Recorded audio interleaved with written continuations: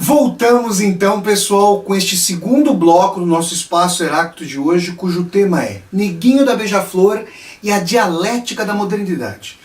Ao longo do primeiro bloco, eu tentei trazer a vocês uma série de exemplos que mostravam que no bojo da dominação, no bojo dos movimentos de exclusão, de exploração, surgiram ímpetos para movimentos de emancipação, movimentos de integração das diferentes etnias, movimentos de luta por mais igualdade. Essa contradição, muito própria à modernidade, pode ser entendida com uma série de outros exemplos que eu começo a apresentar a vocês neste nosso segundo bloco, até que nós cheguemos ao seio mesmo da colocação do Neguinho da Beija-Flor, do carnavalesco Neguinho da Beija-Flor. Vejamos que a obra O Príncipe, obra considerada magna na tradição do pensamento político ocidental, O Príncipe, escrito pelo florentino Nicolau Maquiavel, essa obra tem sido historicamente lida como uma lição aos poderosos com vistas à tomada e à manutenção do poder. Maquiavel, um grande erudito e também um erudito que aliava uma grande experiência nas cortes políticas de sua Florença renascentista, Maquiavel, um erudito e exímio estudioso da tradição latina, da qual ele fazia parte e a qual ele daria continuidade com a sua grande obra, estudou as tradições de intervenção política dos grandes líderes a época gloriosa de Roma, para legar aos poderosos de sua época, e nomeadamente a Lorenzo de Medici, sobre quem nós já vamos falar daqui a pouquinho, para legar essa obra ao príncipe, ou na verdade aos príncipes que então disputariam o poder. É interessante que a dedicatória da obra O Príncipe se volta para Lorenzo de Medici, que era o benfeitor no seio do qual Maquiavel se colocava. Maquiavel fazia parte de sua corte. Lorenzo de Medici era um político no seio de uma família muito poderosa de Florença. E também era um grande e famoso mecenas da Renascença. Vejam vocês que a própria colocação de Lorenzo de Medici à época já dava a ele o poderio para, além de usurpar boa parte da riqueza produzida, redistribuí-la em termos com base nos grandes movimentos de estabelecimento cultural e intelectual da Renascença. Isso já é um outro exemplo para nós pensarmos sobre a dialética a que fez menção o carnavalesco Neguinho da Beija-Flor. E Maquiavel, na dedicatória que faz em seu livro O Príncipe, chama atenção para Lorenzo de Medici sobre os seus infortúnios, na visão de Maquiavel, os seus desmerecidos infortúnios, e que o mandatário, ao olhar para baixo, encontraria a situação inglória de Maquiavel e lhe estenderia a mão. Essa dedicatória pia, essa dedicatória de humildade e de subserviência em grande medida do Maquiavel, pode ser matizada, e aí entra a nossa dialética da modernidade ainda uma vez, por uma leitura muito fundamental que o socialista Antônio Gramsci fez da obra de Maquiavel no cárcere de Mussolini. Quem foi Mussolini? Os telespectadores, espectadoras do Espaço Heráclito vão se lembrar do ditador fascista Benito Mussolini, em cujo cárcere foi posto o socialista franzino Antônio Gramsci. E Gramsci, ali no cárcere de Mussolini, leu a obra do Maquiavel como um todo e encontrou uma tensão entre esse ímpeto pelo poderio no Príncipe e uma outra obra de Maquiavel chamada Os Discursos sobre a Primeira Década de Tito Livio, que, segundo Gramsci, tinha um forte caráter republicano. Então, diferentemente de uma leitura unilateral do Príncipe, que o transformava em cartilha pedagógica para os poderosos em seus ímpetos, seus movimentos de tomada e manutenção do poder, Gramsci passou a ler o Príncipe como uma cartilha também para os dominados, e não só para os dominantes. De tal maneira que até então, essas práticas ficavam difusas e não compiladas, e eram exóticas com S, ou seja, fechadas ao grande público, para que os dominados pudessem entender como se produzia e se reproduzia a lógica do poder. E quando o príncipe vem à tona, essas ideias começam a circular de tal maneira que o exotismo com S passe a ser escrito com X e se torne exótico com X, aberto a mais pessoas e possa ensinar aos dominados a prática dos dominadores. Essa leitura extremamente dialética do Gramsci dá uma medida importante para que nós entendamos como é que o movimento da modernidade não é forjado no éter, é forjado com uma característica histórica que faz com que grupos de poder restritíssimos concentrem a riqueza produzida socialmente. Então, como nós poderíamos imaginar intervenções artísticas do vulto do carnaval, que envolvem milhões, na verdade, a contribuição, segundo se apurou, a contribuição do ditador ali, do fundo cultural, do dito fundo cultural da Guiné Equatorial, à escola Beija-Flor de Nilópolis, representada ali mediaticamente pelo carnavalesco Neguinho da Beija-Flor, a contribuição teria chegado a 10 milhões de reais. Né? Se eu não me engano, eu estou falando a cifra em reais. Os espectadores e as espectadoras do Espaço Heráclito que me corrijam se a cifra, na verdade, subir às alturas de 10 milhões de dólares. Pelo que eu sei, são 10 milhões de reais.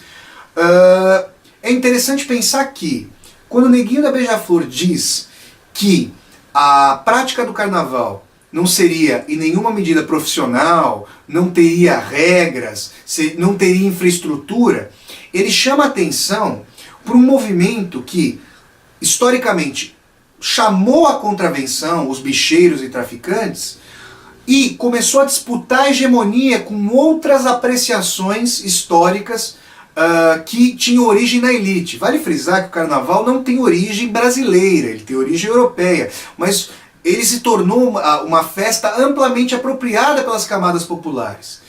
E essas figuras do jogo do bicho, do tráfico de drogas, que procuravam lavar dinheiro por intermédio do carnaval, não faziam aleatoriamente. É interessante pensar em dois sentidos. Primeiro, que essas figuras, em enorme medida, têm origem popular. Eram pessoas pobres e conseguiram, pela lógica do mercado negro, pela lei de talião do mercado negro, ascender a posições econômicas de destaque na marginalidade e, por terem ascensão econômica, queriam também angariar ascensão entre a elite brasileira. E nesse sentido começaram a se tornar patronos de grandes festas e, tentando lavar o dinheiro oriundo da criminalidade, tentavam angariar inserção nos círculos de elite que até então lhes eram vedados. É curioso pensar que, economicamente, muitas vezes eles haviam ultrapassados os quadros tradicionais da elite, mas não conseguiam ser aceitos efetivamente na Casa Grande por sua origem na senzala. Essa tensão muito forte está no bojo daquilo que o Neguinho da Beija-Flor traz à tona. O que a menção, a sua colocação sobre o fato de que a contravenção é fundamental para o carnaval, toca em um ponto que faz com que o carnaval seja um dos pontos, como nós trazemos aqui nessa discussão sobre a dialética da modernidade, para nós pensarmos nas contradições que ensejam numa sociedade historicamente reproduzida segundo os parâmetros da desigualdade, intervenções culturais e intelectuais da monta do carnaval. Neguinho da Beija-Flor, nesse sentido, toca em um ponto fundamental. No seio do apoio que a contravenção dá ao carnaval, que ele se torna uma festa não apenas com origem popular, mas agora, amplamente, apropriada por grandes veículos de comunicação que não têm interesse, isso é claramente posto à esquerda da discussão, com os direitos das camadas populares. Ou os espectadores e as espectadoras do Espaço Heráclito nomeariam a Rede Globo, que faz uma ampla cobertura do carnaval, como um veículo de comunicação interessado na transformação do status quo aí do Brasil. É claro que não.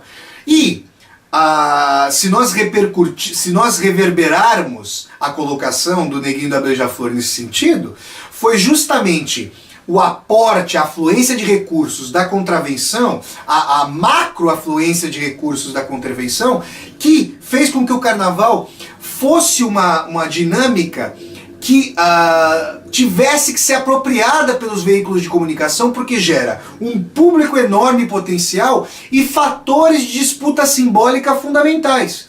Vejam que eu faço menção agora a um estudioso russo, estudioso da obra de Dostoiévski, um teórico russo chamado Mikhail Bakhtin, que também estudou aspectos da carnavalização do mundo. E, quando ele foi estudar aspectos da carnavalização, ele entendeu que os dias do carnaval implicavam inversões simbólicas das estruturas de dominação, de tal maneira que o rei Momo, um gordo rei Momo, distinto das figuras esbeltas da elite, se tornasse rei e não fosse mais um prostrado, de tal maneira que o bobo da corte tivesse voz e gozasse ou tornasse hilárias as figuras que o dominavam e no seio da qual ele tentava sobreviver. É claro que houve leituras muito interessantes que diziam que essa inversão simbólica implicava uma catarse para os dominados, de tal maneira que durante os dias do carnaval pudesse haver inversão dos papéis, homens tornando-se mulheres, mulheres se tornando homens, figuras políticas da crista da onda sendo postas abaixo pelos questionamentos carnavalescos, mas que essa inversão simbólica não se materializasse para além das fronteiras do carnaval. Se essa leitura é interessante, ela também traz a dialética a que o Neguinho e a Beija-Flor fez menção. Os movimentos de estruturação de igualdade, de luta por igualdade, eles vêm de um ímpeto, eles vêm de uma configuração da humanidade posta como exploração. Hoje mesmo, se nós formos pensar sobre a administração racional da riqueza produzida pela humanidade, nós devemos questionar a apropriação dessa riqueza por sequer uma centena de multinacionais que decidem, segundo seus próprios interesses utilitários, segundo as lógicas de suas empresas, contra a lógica de manutenção do planeta em grande medida e do interesse da esmagadora maioria da humanidade, para onde esses recursos serão destinados.